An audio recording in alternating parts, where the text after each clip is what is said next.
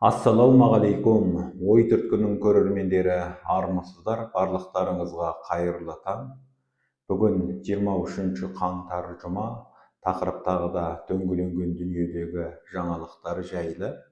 Сонымен Давоста өткен дүниежүзілік экономикалық форум аясында Трамптың бейбітшілік кеңесіне 19 мемлекеттің басшысы қол қойды. Оның арасында Қазақстан президенті Қасым-Жомарт Тоқаев та бар. Кеңестің қазіргі жарғысына сәйкес Дональд Трамп бейбітшілік кеңесінің төрағасы болып белгіленді. Кейбір деректерде Трамп президенттік мерзімі аяқталғаннан кейін де аталған кеңестің төрағасы болып қала береді деген мәселе айтылып жатыр. Жалпы Дональд Трамп бұл бейбітшілік кеңесін Біріккен ұлттар ұйымына балама ретінде ұсынып отыр. Атап айтқанда, бұдан кейін Трамп басшылық ететін бейбітшілік кеңесінің ролы күшейіп, Біріккен ұлттар ұйымының ролы барған сайын әлсірей түсуі мүмкін. Онсыз да бұған дейін Біріккен ұлттар ұйымына көп сын айтылды. Біріккен ұлттар ұйымына реформа жасау керек. Ол қазіргі дүниенің бейбітшілігін сақтауда, әлемдік қақтығыстарды реттеуде айтарлықтай өз ролын көрсете алмай отыр. Сондықтан бұған үлкен реформа жасау керек деген мәселе бұған дейін көп айтылған еді. Енді міне Дональд Трамп өзі бір үлкен ұйым құру арқылы оны Біріккен ұлттар ұйымына балама ретінде ұсынуды бастап та кетті.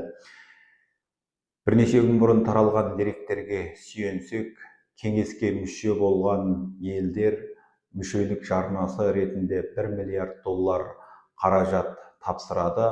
Бұл қаражатты тапсырған елдер 3 жылға дейін аталған кеңесте тұрақты мүше ретінде қарастырылады деген ақпаратта тараған еді.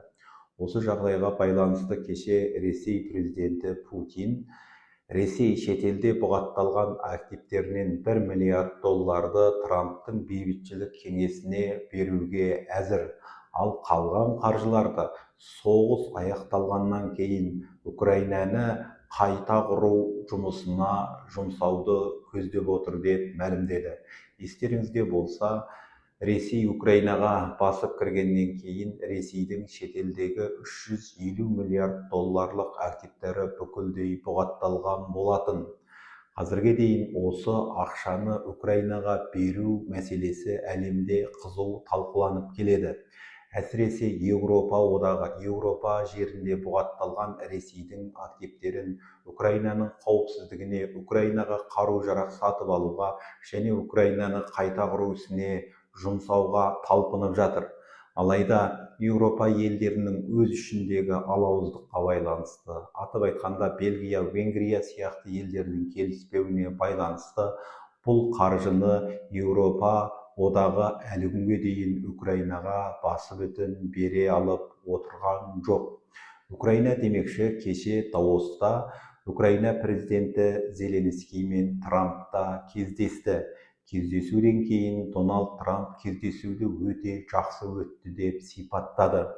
Әрине, осыдан бұрын Давостағы форумға Зеленский де шақырылған болатын, алайда Ресейдің кеп қатарлы Украинаның ірі қалаларына толассыз және сұрапыл соққылар жасауына байланысты Зеленский Давосқа бармайды деген ақпаратта тараған еді. Алайда Трамптың бейбітшілік жоспарына байланысты және алдын ала жоспарланған Трамп пен Зеленскийдің кездесуіне байланысты Зеленский ақыр соңында Давосқа барған көрінеді.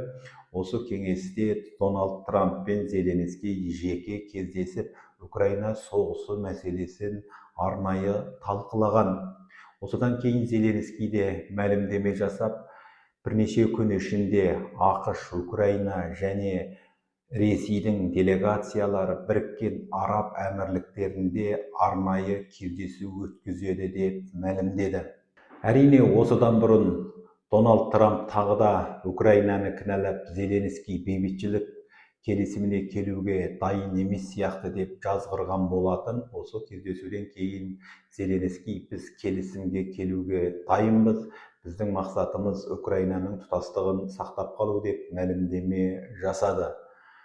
Жалпы осы Араб Біріккен Әмірліктеріндегі кездесу маңызды кездесу болады деген мәселе айтылып жатыр. Осы кездесудің алдында ақш-тың арнайы елшісі Стив Виткоф Мәскеуге барды. Кеште осы өкілдер делегациясымен Путиннің кездесуі өтті. Кездесуде тағы да сол 20 тармақты келісім жан-жақтылы талқыланған. Кейбір деректерде ақш тарапы осы 20 тармақты келісімге бірқыдыру өзгерістер енгізді деген ақпарат та айтылады. Бірақ қайсы бап қалай өзгертілді, ол жағы қазірге дейін анық емес. Әрине қазір Украинада, Ресейде қалайда тездетіп бітімге келу жағын қарастырып жатыр. Өйткені қазір екі жақта үлкен жақтан тығырыққа тірелді деп айтуға болады. Кеше ақш-тың Украина ісі жөніндегі арнайы елшісі Кит Келлог, егер Украина осы қыстан аман шықса, онда соғыстағы басымдық Украина жағына өтеді. Путин қазірдің өзінде Украина соғысында жеңе алмайтынын түсінді. Енді ол келісімге келудің жолын іздеп жатыр деп мәлімдеді. Сонымен қатар кеше батыстың кейбір басылымдары ақш пен Украина осы реткі кездесуде Ресейге энергетикалық бітім ұсынбақ деп жазды. Атап айтқанда, алдағы уақытта екі тарап келсе отырып бір-бірінің энергетикалық нысандарына соққы жасамау жөнінде уағдаласпақ. Өйткені соңғы кездері Ресей Украинаның энергетикалық нысандарына толассыз соққы жасау арқылы халықтың жағдайын өте қиындатып жіберді. Қазірдің өзінде Киевтің көп өңірінде электр жарығы өшкен, жылу сөндірілген. Сосында қазір Киевтің тұрғындары от жағуға мүмкіндігі бар ауылдарға кетіп жатыр. Батыстың кейбір ақпарат құралдары Киев қаңғырап бос қалатын қалаға айналуы да ықтимал дейді. Өйткені Ресейдің мақсаты Украинаның энергетикалық нысандарына соққы беру арқылы халықтың наразылығын қозғау. Сосында олар әлі толассыз соққы беріп жатыр. Осыдан бұрын Украина қарулы күштерінің бас қолбасшысы Сырский мәлімдеме жасап, Ресей алдағы уақытта бір жолда 1000-нан астам дронмен шабуыл жасауға дайындалып жатыр. Қазір соғыс даласында Ресейдің бұл бағыттағы белсенділігі тіпті арта түсті деп мәлімдеді. Шынымен де қазір Украина соғысы нағыз дрондар соғысына айналып кетті. Өйткені майдан даласында да дрон оқ ретінде қолданылып жатыр. Атап айтқанда, әскерлерге дрондар барып соғылып жарылыс жасауда. Бұл өз кезегінде екі тараптың да алға ілгерілеуіне үлкен тосқындық болып отыр. Әрине, осыдан бұрын Ресей тарапы біз Купянскіні басып алдық деген мәселені 5-6 рет айтқан болатын. Керек десеңіз, Ресей президенті де Купянскі қаласы біздің бақылауымызда деп мәлімдеген еді. Ресей басшысы осы мәселені айтып мәлімдеме жасағаннан кейін де жақында ғана Ресейдің тағы бір генералы біз Купянскіні толықтай бақылауға алдық деп мәлімдеді. Демек, Ресей неге қайта Купянскіні толық алды деп мәлімдеме жасай береді?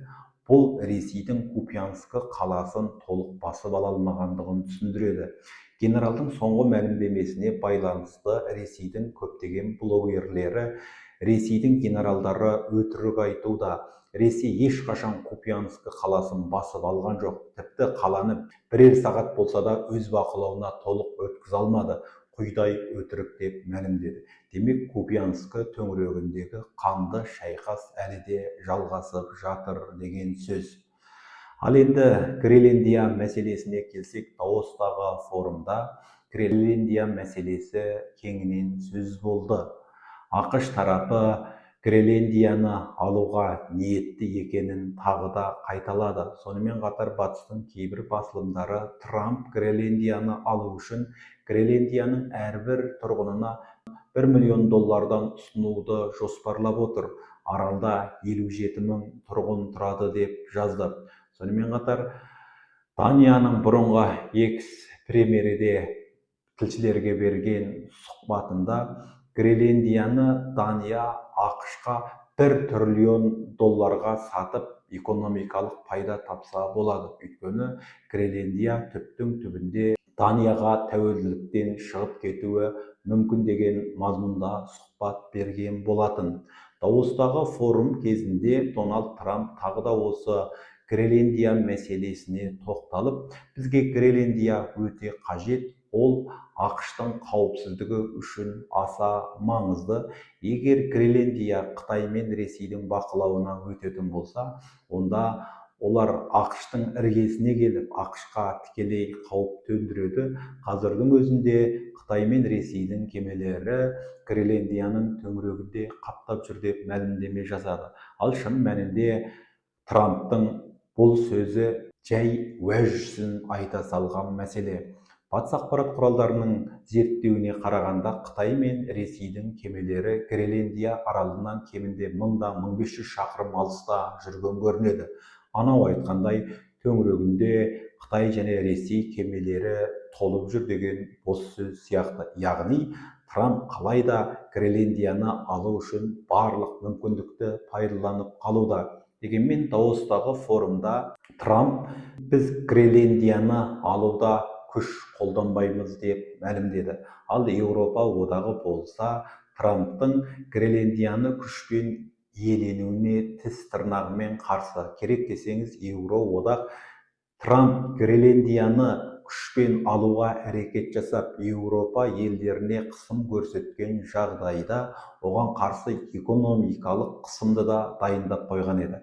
Атап айтқанда, $93 миллиард жететін сауда санкциясында дайындаған болатын. Өйткені Трамп, егер біздің Гренландияны алу жоспарымызға қарсы келген елдер болатын болса, біз оларға ауыр экономикалық тариф енгіземіз деп, кейбір мемлекеттерге 10% тариф жоспарын енгізіп те болған еді.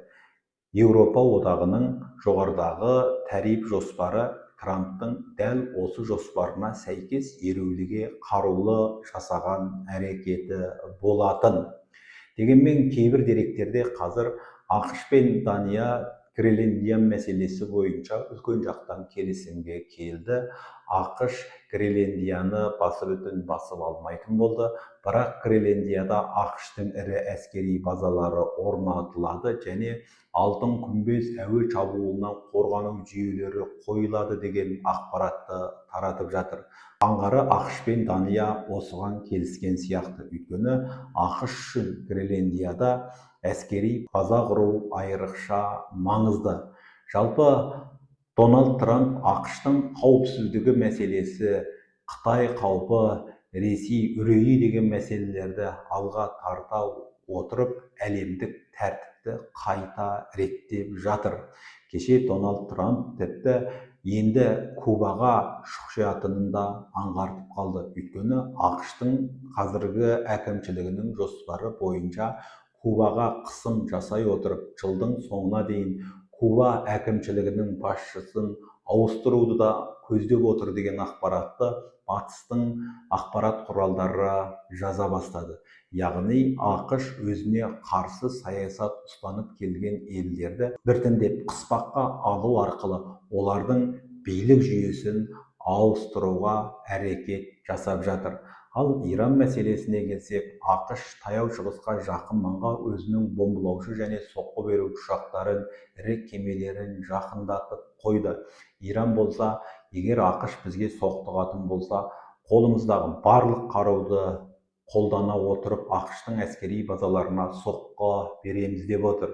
Иран билігі алғаш рет ереуілге байланысты қаза тапқандардың саны 3117 адам деп мәлімдеме жасады. Бірақ кеше батыстың ақпарат құралдары наразылық кезінде Иранда өлген адамдардың саны әлдеқашан 20 мыңнан асып кетті. Кеңес одағы 1979 жылдан 1989 жылға дейін Ауғанстанға басып кірген мезетте 10 мың әскерінен айырылған еді. Демек, Ирандағы халықтың толқулары кезінде бейбіт тұрғындарының көз жұмғандарының саны Кеңес одағының Ауғанстанда жоғалтқан адамынан бір есе көп деп салыстыру жасады. Тағы бір айта кететін маңызды жаңалық, кеше ақш Венесуэла маңында 7-ші тәңкерді ұстады. Бұл тәңкер Венесуэланың мұнайын әкетіп бара жатқан Ресейдің тәңкері деген ақпарат бар. Сонымен қатар Францияда Ресейге тәуелді тағы бір көлеңкелі тәңкерді теңізде ұстағанын хабарлады. Демек, қазір Ресейдің көлеңкелі мұнай таситын тәңкерлерін ұстау жұмысы да қарқын алды. Қазірше айтарымыз осы. Ықыластарыңызға рахмет. Келесі кездескенше сау саламат болыңыздар. Еліміз аман, жұртымыз тыныш болсын.